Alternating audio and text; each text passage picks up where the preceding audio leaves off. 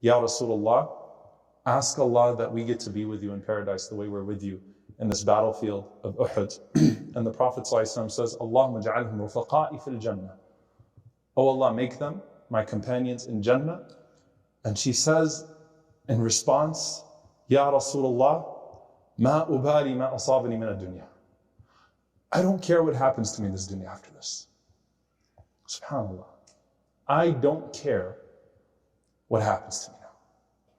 If I'm killed now, afterwards, the Prophet ﷺ just said, Allahumma ja'alhum rufaqa'i fil Jannah. Oh Allah, make them my companions in paradise.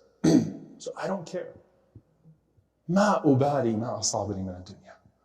Whatever happens from here on out in this journey, I don't care.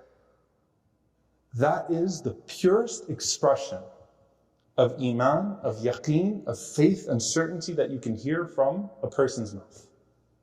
At this point, that's it. We heard it all. Rasulullah ﷺ said that we're going to be his companions in Jannah.